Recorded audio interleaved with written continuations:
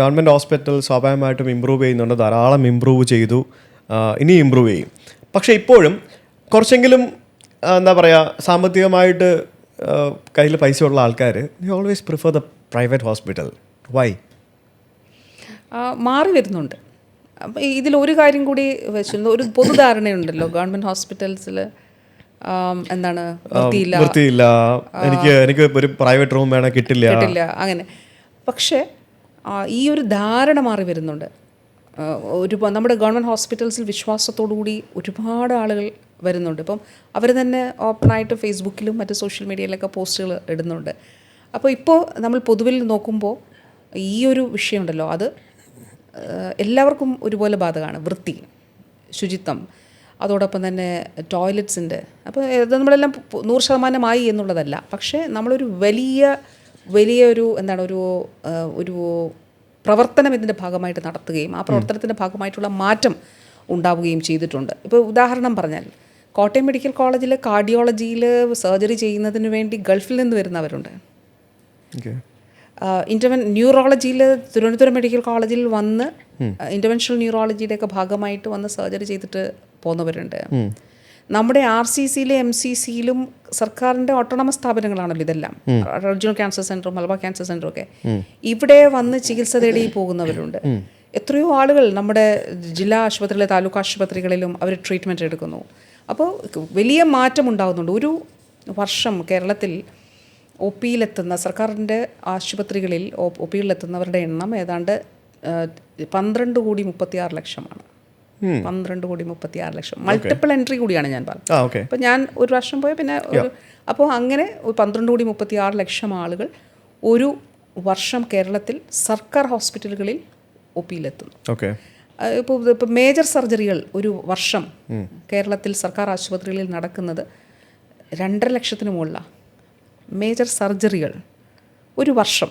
അപ്പോൾ ഈ 5 വർഷത്തെ നമ്മൾ കണക്കെടുക്കുമ്പോൾ നമ്മളൊന്ന് കണക്കാക്കി നോക്കിയാൽ എത്ര 12.5 ലക്ഷം മേജർ സർജറികളാണ് കേരളത്തിൽ ഒരു വർഷം. 2.5 ലക്ഷം സർജറികൾ കേരളത്തിൽ നടക്കുന്നു. അപ്പോൾ അത്രയും വലിയ മാറ്റം കേരളത്തിൽ ഉണ്ടായിട്ടുണ്ട് എന്നുള്ളതാണ്. ആളുകൾ അക്സെപ്റ്റ് ചെയ്ത് വരാൻ കുറച്ച് ടൈം എടുക്കും ഇനിയും.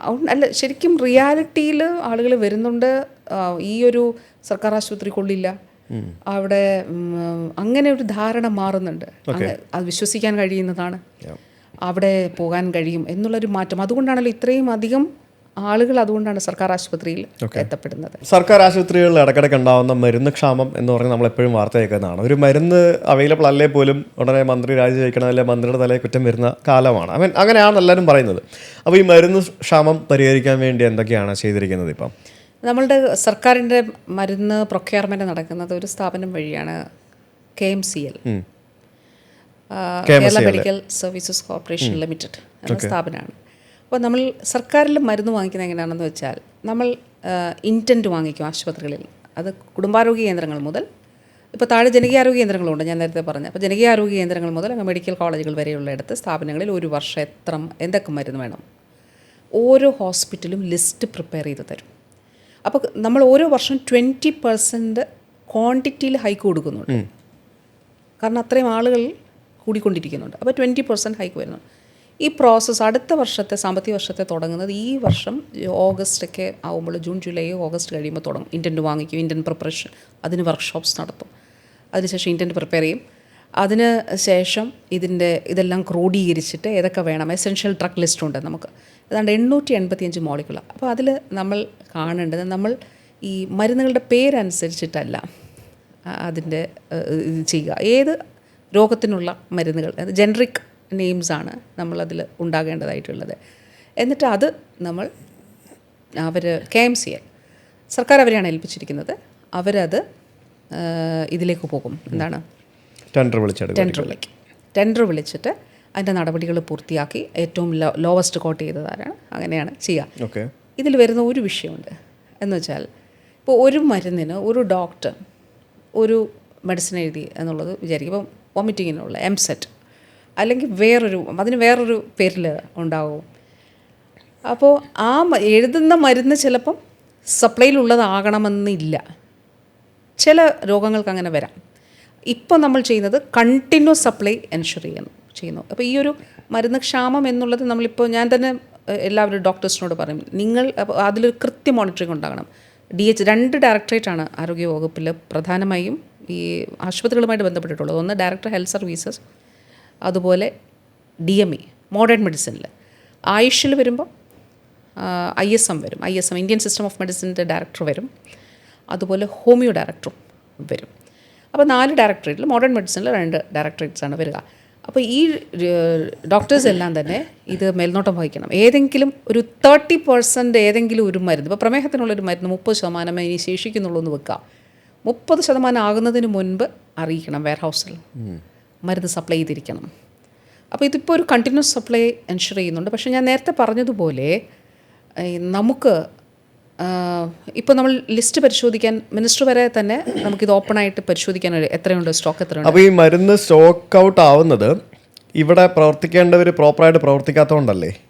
ആണ്, തീർച്ചയായിട്ടും അല്ലേ? അതെ. അപ്പോൾ അത് പർപ്പസ്ഫുള്ളി ചെയ്യുന്നതായിരിക്കുമോ?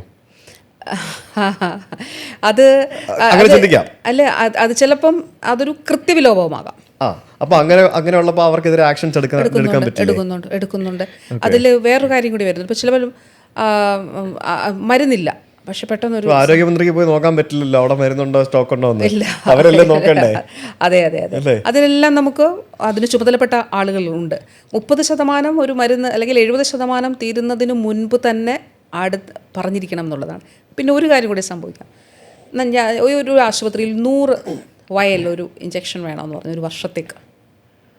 നേരത്തെ തീർന്നു പോകും ഈ അപ്പോൾ ആശുപത്രി പറയുന്നത് ഞങ്ങൾക്ക് അടുത്ത വർഷത്തേക്ക് 100 വയൽ മതി. അപ്പോൾ നമ്മൾ ഈ ടെൻഡർ വഴിയാണല്ലോ വാങ്ങിക്കുന്നത്, അല്ലാതെ വാങ്ങിച്ചാൽ പറ്റത്തില്ല. നമുക്ക് എക്സസ് ആയിട്ടൊരു 25% കൂടി വാങ്ങിക്കാൻ പറ്റും, അനുവദിക്കപ്പെട്ടതിനേക്കാൾ 25% കൂടെ വാങ്ങിക്കാൻ പറ്റും. അങ്ങനെ 100 വയൽ വേണം എന്ന് പറഞ്ഞു, അതിൽ 25 കൂടി കൊടുക്കുക, 125 വയലും കഴിഞ്ഞാൽ പിന്നെന്ത് ചെയ്യും? നമുക്ക് ഈ ടെൻഡർ പ്രോസസ്സ് ഇടയ്ക്കിട്ട് ചെയ്യാൻ പറ്റില്ല. അപ്പോൾ ഇത് കുറച്ചുകൂടി ഈസി ആക്കിയാൽ പോരെ? ഇതിൻ്റെ ഈ പ്രോസസ്സ് സിംപ്ലിഫൈ ചെയ്ത് കഴിഞ്ഞാൽ നടക്കത്തില്ല. പ്രോസസ്സ് സിംപ്ലിഫൈ ചെയ്യുക എന്ന് വെച്ചാൽ സിസ്റ്റത്തിൽ പ്രയാസമാണ്. കാരണം പിന്നെ അത് മറ്റു ഓഡിറ്റ് ഒബ്ജെക്ഷൻസ് ഉണ്ടാകും, അതിൽ വിജിലൻസിൻ്റെ പ്രശ്നങ്ങളുണ്ടാകും.